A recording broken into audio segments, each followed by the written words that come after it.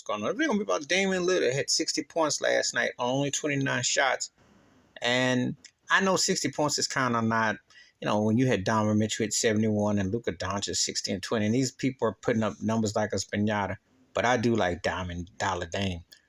2 knocks against Dollar, 3 knocks.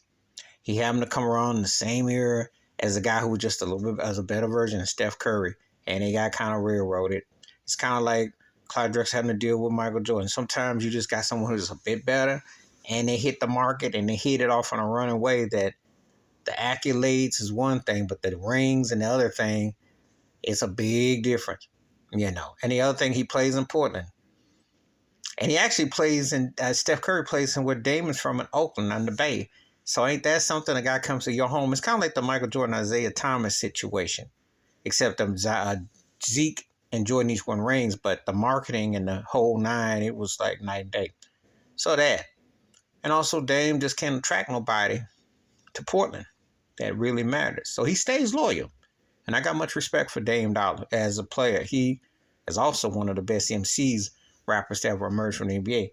Because, he went at Shaq, dropped some bars. Dame got some spit. Got game. Consistency is another thing. Attracting people is another thing. Because CJ McCollum is looking pretty good in New Orleans. Dame is always one of those guys you wonder if he had gone elsewhere and took his talents, was he get a ring? And does it really matter? But he's definitely, one of the best shooters I've ever seen. He can hit that logo. The truth is, a lot of people, like I did a video about this.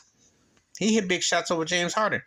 2014, I thought he was Baby D Wade in the sense that he could shoot. He had that type of carry on his team. In 2014, he had that big shot.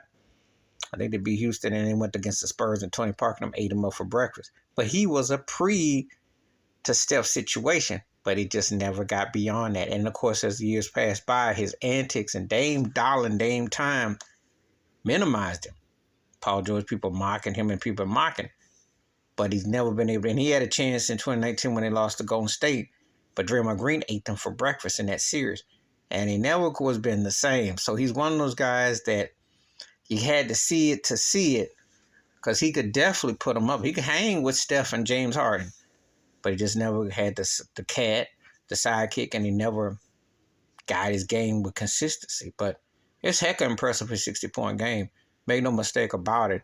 He's one of the best shooters I've ever seen, and that guy can score buckets.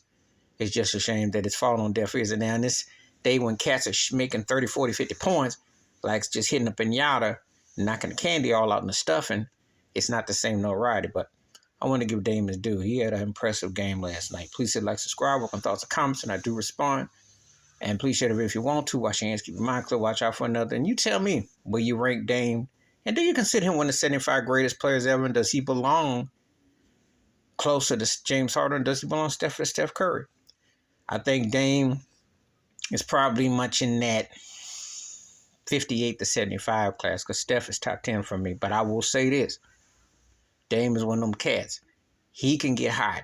He one of them cats that he can heat up like a Steph or Klay Thomas and those cats. So, putting some respect. And remember also, he's in third place. He's behind Kobe for the most 60-point games and Wilt Chamberlain. So he's about 2 from passing Kobe. Ain't anybody going to catch Wilt at 32, but he's tied for third. That's impressive when you think about Dame because Dame probably got a couple, 3 or 4 more 60-point games in his career if it's all said and done.